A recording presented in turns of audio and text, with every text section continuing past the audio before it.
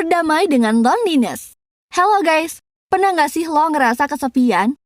Ini kayaknya semacam pertanyaan retoris ya. Karena gue yakin semua orang pasti pernah ngerasain kesepian lewat pengalamannya masing-masing. Banyak alasan yang bikin kita ngerasa kesepian. Misalnya saat lagi dihadapkan dengan situasi sulit, kayak kehilangan orang terdekat, putus cinta, atau karena terpaksa harus pindah ke lingkungan yang baru. Bahkan, kita bisa ngerasa kesepian meskipun lagi di tengah keramaian. Nah, sebenarnya normal nggak sih kalau kita ngerasa kesepian? Atau justru ini bisa berdampak sama kesehatan mental kita? Terus, gimana caranya ngusir loneliness ini supaya kita nggak ngerasa dampak yang lebih gawat lagi? Kalau lo butuh jawaban dari pertanyaan-pertanyaan tadi, sebaiknya lo tonton video ini sampai selesai. Oke, gue akan mulai dari yang paling mendasar. Apa sih loneliness alias kesepian itu? Jadi, ini adalah suatu keadaan mental dan emosional yang biasanya dicirikan dengan perasaan kehampaan, merasa sunyi, terisolasi, gak punya teman, dan gak adanya seseorang yang bisa memahami akibat dari gak sesuainya hubungan sosial yang diharapin dengan realita kehidupan interpersonal, yang bikin terhambatnya atau berkurangnya hubungan sosial yang dimiliki oleh seseorang. Orang yang kesepian biasanya selalu ngerasa terasing dari kelompoknya, nggak ngerasain adanya cinta di sekelilingnya, ngerasa nggak ada yang peduli, dan ngerasa sulit untuk dapat teman. Kesepian juga bikin seseorang cenderung jadi ngerasa nggak bahagia dan nggak puas sama diri sendiri, nggak mau dengar keterbukaan secara intim dari orang lain, cenderung menutup diri, ngerasa sia-sia, dan putus asa. Sebenarnya ini jadi pengalaman yang umum di semua rentang kehidupan, dengan sebanyak 80% anak-anak dan remaja, serta 40% orang dewasa berusia 65 tahun yang tercatat paling sering mengalami kesepian. John Wiesenthal dalam bukunya yang berjudul Lifespan Development membagi dua bentuk kesepian berdasarkan kondisi sosial, yaitu 1. Emotional loneliness atau kesepian emosional, yaitu suatu bentuk kesepian yang muncul saat seseorang gak memiliki ikatan hubungan yang intim. Orang dewasa yang masih melajang, yang sudah bercerai, dan yang ditinggal mati oleh pasangannya sering mengalami kesepian jenis ini. 2. Social loneliness atau kesepian sosial, yaitu suatu bentuk kesepian yang muncul ketika seseorang gak memiliki keterlibatan yang terintegrasi dalam dirinya, gak berpartisipasi dalam kelompok atau komunitas yang melibatkan adanya kebersamaan, minat yang sama, dan aktivitas yang terorganisasi. Ini adalah bentuk kesepian yang bikin seseorang ngerasa diasingkan, bosan, dan cemas. Sementara dalam buku Social Psychology in the 90s yang ditulis oleh Doe, Dane, dan Reisman, ada dua bentuk kesepian yang dibagi berdasarkan sifatnya, yaitu 1.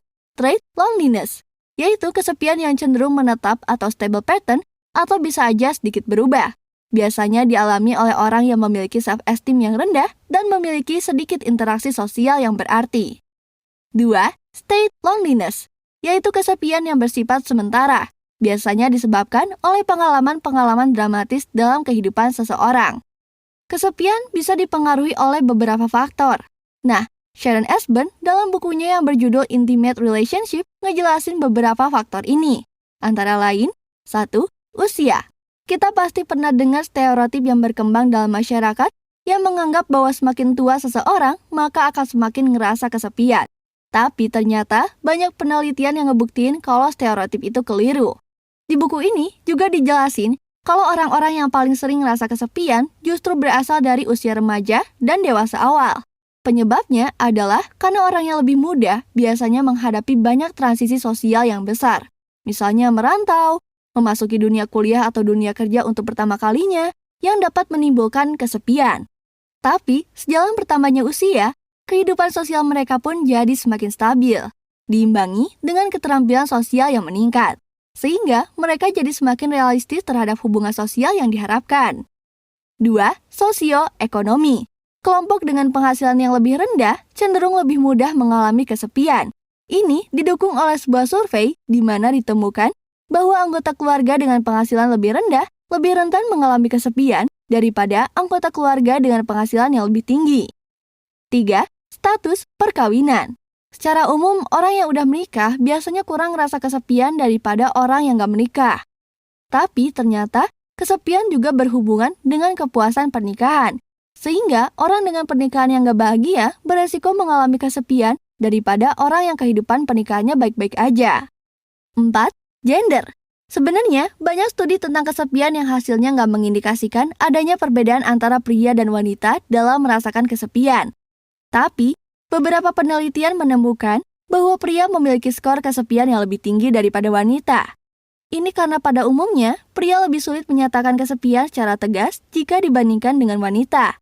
Hal ini disebabkan oleh stereotip peran gender yang berlaku dalam masyarakat, di mana pengekspresian emosi kurang sesuai bagi pria jika dibandingkan dengan wanita.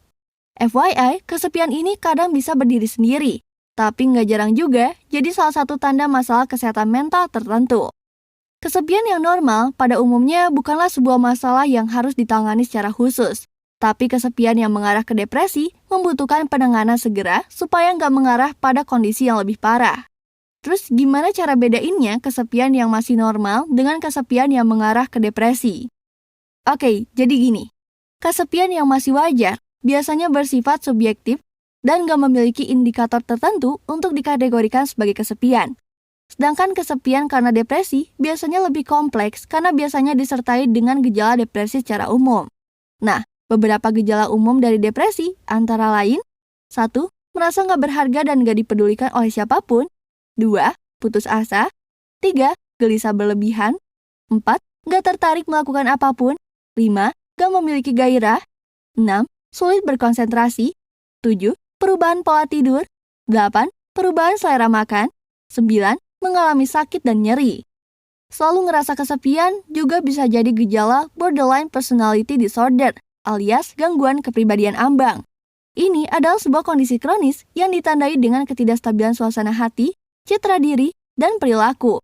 Pengidap gangguan ini juga kesulitan dengan hubungan interpersonal, rentan melukai diri sendiri, dan berpotensi melakukan upaya bunuh diri.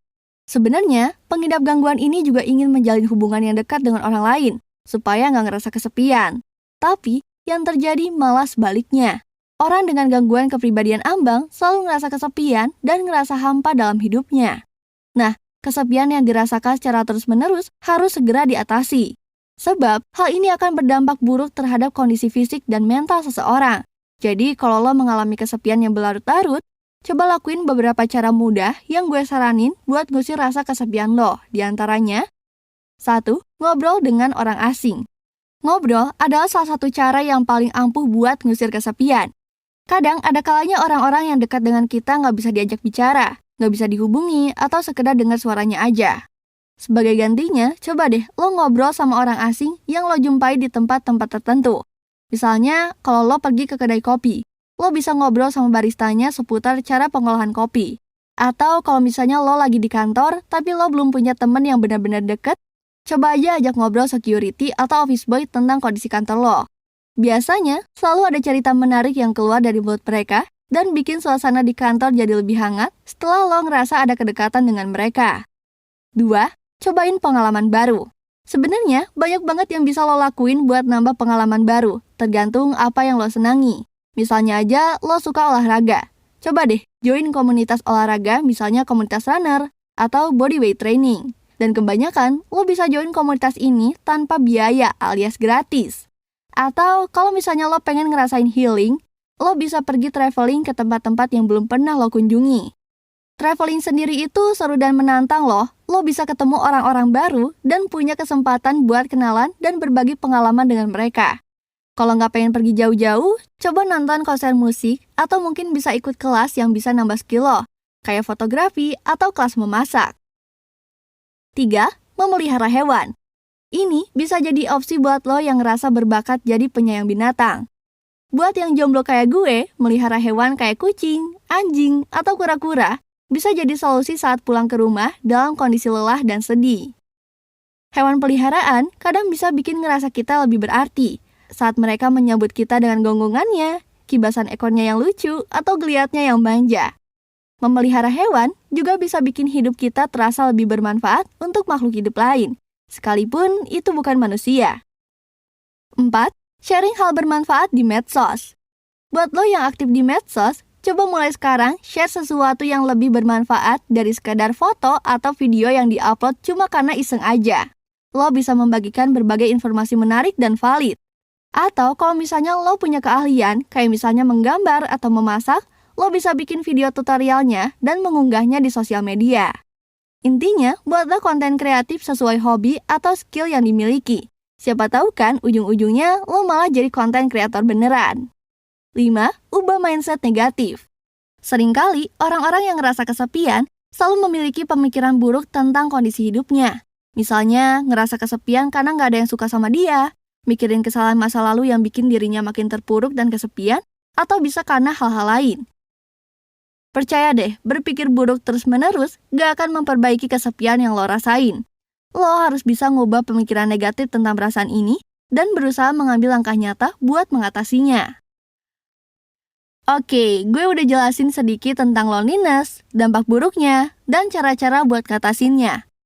Emang sih, setiap orang pasti punya pengalaman yang berbeda saat ngerasain kesepian. Ada yang ngerasa kalau itu normal aja karena emang lagi butuh waktu sendiri alias me time.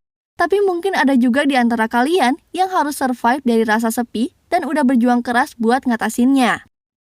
Semoga apa yang udah gue bahas di sini bisa bermanfaat buat kalian. Dan kalau misalnya kalian punya cara sendiri buat ngusir kesepian di luar yang gue jelasin tadi, jangan ragu-ragu buat sharing di kolom komentar ya guys, because sharing is caring. Sekian dulu video dari gue, dan sampai ketemu di video berikutnya. Thanks for watching, bye!